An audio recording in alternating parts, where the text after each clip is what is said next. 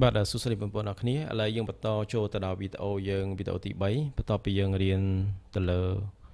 conditional if statement if else statement ឥឡូវយើងចូលទៅដល់ condition statement ទី3គឺ if else if statement អញ្ចឹងអាហ្នឹងគឺជា statement មួយដែលត្រូវបានគេប្រើសម្រាប់ការងារដែលមានលក្ខខណ្ឌច្រើនជាង2យើងត្រូវចាំទី1និយមន័យរបស់វាទី2 syntax នៅក្នុងការសរសេរហើយនឹងពេលវេលាឬក៏គេប្រើប្រាស់វាសម្រាប់ការងារប្រភេទណាអញ្ចឹងនៅក្នុង if else if statement គឺជា statement មួយដែលត្រូវបានគេប្រើសម្រាប់ការងារដែលមាន condition ច្រើនជាង2ដែលយើងត្រូវការគ្រប់គ្រងលក្ខខណ្ឌច្រើនជាង2អញ្ចឹងនៅក្នុង syntax វាយើងឃើញថានៅក្នុង if បើវងចោលលក្ខខណ្ឌទី1ហើយការងារទី1បើសិនជាលក្ខខណ្ឌទី1ពិតតមកទៀត else if condition 2 condition 3 4 5យើងទៅអានឹងរហូតទៅដល់លក្ខខណ្ឌ n តែអ្វីដែលយើងក៏សម្គាល់ចុងក្រោយគេគឺ else អញ្ចឹងនៅក្នុង if else if គឺយើងអត់ភ្លេចទេគឺលក្ខខណ្ឌដែលផ្ទុយពីលក្ខខណ្ឌទាំងអស់ខាងលើគឺប្រើប្រាស់ else គឺជាលក្ខខណ្ឌសកួរគឺលក្ខខណ្ឌចុងក្រោយគេបើសិនបើលក្ខខណ្ឌ1 2 3 4 5រហូតដល់ n អត់ពិតអញ្ចឹងវាចូល else ដោយស្វ័យប្រវត្តិអូខេគឺជាលក្ខខណ្ឌផ្ទុយពីលក្ខខណ្ឌខាងលើអញ្ចឹងឧទាហរណ៍ខ្ញុំ example ទៅលើការងារជាក់ស្ដែងមួយបើសិនបើអ្នកនរគ្នាចង់ធ្វើការស្វែងរកបន្ទុកនិទេសរបស់សិស្សឧទាហរណ៍ថានៅក្នុងនេះខ្ញុំចង់រកនិទេសសិស្សដែលនៅក្នុងការងារមួយដែលយើងប្រើប្រាស់សរសេរកូដនៅក្នុងការរកនិទេសសិស្សគឺវាមានលក្ខខណ្ឌច្រើនជាង1ច្រើនជាង2អូខេវាអាចចាប់ពី3 4 5 6ឡើងទៅអញ្ចឹងយើងមើលថានៅក្នុងនេះនិទេសរបស់សិស្សយើងដឹងថានិទេសរបស់សិស្សគឺវាមាននៅពេលដែលប្រឡងហើយទៅតាមមុខវិជ្ជាបាន grade អីគេឧទាហរណ៍មុខវិជ្ជាខ្មែរបាននិទេសអីមុខវិជ្ជាគណិតបាននិទេសអីអញ្ចឹងទៅអញ្ចឹងនៅក្នុងករណីនេះខ្ញុំសូមធ្វើការឆែកទៅលើបន្ទុកខ្មែរឧទាហរណ៍ថាខ្ញុំមាន100បន្ទុកដែលទាក់ទងជាមួយនឹងខ្មែរ score ឬក៏ខ្មែរ score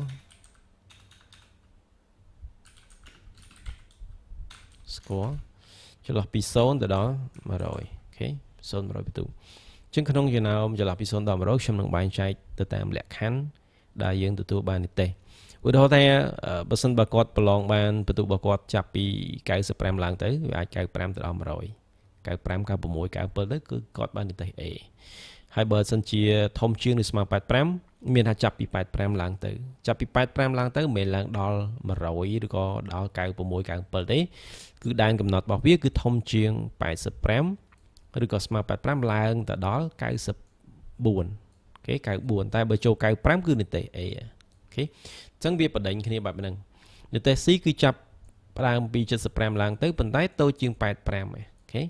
និទេស D ធំជាងឬស្មើ65ប៉ុន្តែវាតូចជាង75ធំ74អូខេបន្តបែបហ្នឹងទៅអញ្ចឹងយើងឃើញថាការងារនេះគឺជាការងារមួយដែលត្រូវការ condition ច្រើនត្រូវការលក្ខខណ្ឌច្រើនពីព្រោះយើងមាននិទេសដល់ទៅ6គឺនិទេស A B C D E F អញ្ចឹងទៅធ្លាក់អូខេចឹងកុំឲ្យខាត់ពេលខ្ញុំនឹងចាប់ផ្ដើមអនុវត្តការងារនេះដោយប្រើប្រាស់រូបមន្ត if else if statement និយាយទៅចាំ if លក្ខខណ្ឌបើវងកញ្ចក់លក្ខខណ្ឌបិទវិញ statement ការងារដែលយើងចង់ឲ្យវាធ្វើនៅពេលដែលលក្ខខណ្ឌទី1ពិត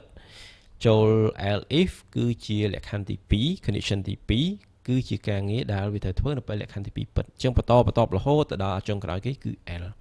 អញ្ចឹងបើសិនជាយើងមើលទៅលើការងារជាក់ស្ដែងរបស់យើងអញ្ចឹងមានន័យថាពីលក្ខខណ្ឌទី1និទេស A និទេស B និទេស C និទេស D E អាលក្ខខណ្ឌចុងក្រោយគេគឺលក្ខខណ្ឌ L ដែលខ្ញុំទៅសេនៅកន្លែងនេះគឺ L អូខេអញ្ចឹងលក្ខខណ្ឌ L គឺជាលក្ខខណ្ឌដែលបន្ទុកតូចជាង50តោះអញ្ចឹងកុំឲ្យខាត់ពេលខ្ញុំចូលទៅអនុវត្តការងារមួយនេះដែលខ្ញុំនឹងបង្កើត project ថ្មីសម្រាប់ការងារមួយនេះ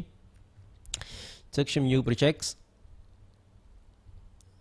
អូខេខ្ញុំចូល console application ខ្ញុំចូល C++ខ្ញុំចូល if else if statement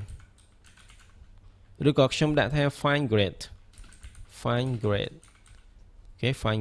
find student grade ហ្នឹងអូខេអញ្ចឹងខ្ញុំចាប់ផ្ដើមសរសេរខ្ញុំបិទអានេះ close projects yes អញ្ចឹងអ្នកនរគ្នាត្រូវមានទី1 អ្នកគ្នាត្រូវមានអញ្ញត្តិមួយសម្រាប់បន្ទុកគឺខ្ញុំ float ខ្ញុំតាំងខ្មែរបន្ទុកខ្មែរអូខេឬក៏ខ្ញុំទៅសេអក្សរតូចចុះខ្មែរតទៅមកទៀតយើងទៅធ្វើម៉េចខ្ញុំត្រូវការបញ្ចូលបន្ទុកមុនពេលដែលយើងយកវាមកសិក្សាតោះតែយើងមានបន្ទុកសិនអូខេចឹងខ្ញុំចាប់ផ្ដើម cout input ខ្មែរ score អូខេខ្មែរ score ចឹងដើម្បីបញ្ចូលពី keyboard យើងប្រើ cin គឺខ្មែរអូខេចឹងកន្លែងហ្នឹងគឺយើងបញ្ចូលអញ្ញត្តិរបស់យើងអ្នកគ្នាយើងបញ្ចូលអញ្ញត្តិគឺយើងប្រើប្រាស់ cin អញ្ញត្តិរបស់យើងគឺខ្មែរបន្ទាប់ពីយើងបញ្ចូលហើយយើងទៅធ្វើម៉េចបញ្ចូលហើយយើងធ្វើម៉េចចឹងកន្លែងនេះខ្ញុំចាប់ផ្ដើមយកបន្ទុកនេះមកឆែកអ្នកគ្នាខ្ញុំយកបន្ទុកមកឆែកអញ្ចឹងយើងប្រើប្រាស់រូបមន្តរបស់យើងមក if ខ្មែរយើងចុច L យើងចុច control space មកគឺវា load ឲ្យយើងនេះ control space គឺវា load ឲ្យយើងអូខេបើសិនបើខ្មែរលក្ខខណ្ឌទី1គឺធំជាងឬស្មើនឹង95នេះ95របស់យើង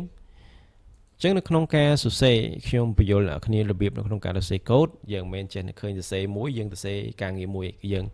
ត្រូវមើលលក្ខខណ្ឌយើងសិនទី1លក្ខខណ្ឌទី1 2 3 4 5 6អូខេចឹងនៅក្នុងហ្នឹងកុំឲ្យច្រឡំគឺយើងសរសេរហើយយើងដាក់វាឲ្យត្រូវតែម្ដងអូខេ if សេវាឲ្យមកអូខេ if ចឹងគឺយើងសរសេរបែបហ្នឹងឲ្យចប់ condition របស់យើងមកព្រោះហ្នឹងយើងសរសេរអត់ចេះច្រឡំកូដទេ if បែបនេះមកអញ្ចឹងលក្ខខណ្ឌទី1ទី2ទី3ទី4អញ្ចឹងនៅ if ទី5គេទេនេះអញ្ចឹងលក្ខខណ្ឌទី1ទី2ទី3ទី4ទី5អញ្ចឹងលក្ខខណ្ឌទី6គឺជាលក្ខខណ្ឌចុងក្រោយដែលខ្ញុំបញ្ជាក់ហើយគឺលក្ខខណ្ឌទី6គឺលក្ខខណ្ឌ L អញ្ចឹងគឺយើងប្រើប្រាស់ L យើងលែងប្រើ L if ទៀតទេគឺ L យកតែម្ដងណាចឹងមានថា L នេះគឺជាលក្ខខណ្ឌដែលក្រោយគេមានន័យថាវាជានៅពេលដែលតូចជាង50នៅពេលដែលបន្ទុកតូចជាង50កន្លែងនេះគឺចូល L ជាង49អូខេចឹងខ្មែររបស់យើងគឺធំជាងឬស្មើ95យើងផាសមកផាសលក្ខខណ្ឌខ្មែរធំជាងឬស្មើនឹង85យើងផាសទៀតមកខ្មែរធំជាងឬស្មើនឹង75យើងផាសទៀតមកខ្មែរធំជាងឬស្មើនឹង65ខ្មែរធំជាងឬស្មើនឹង50អូខេឃើញទេអត់ចេះច្រឡំទេអត់ចេះច្រឡំទេយើងចុះបន្ទាត់មកនេះគឺមិនចេះច្រឡំជាដាច់ខាតអញ្ចឹងលក្ខខណ្ឌទី1បើសិនបើបន្ទុកយើងធំជាងឬស្មើនឹង95យើងធ្វើម៉េច cout you got ឬក៏ you get grade A អូខេចឹងបើសិនបើបន្ទុកធំជាងឬស្មើ85 you get grade B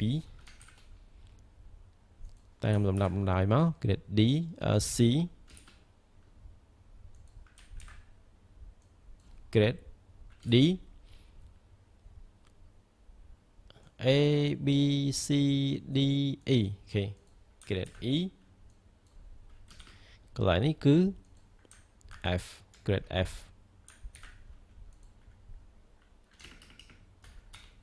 F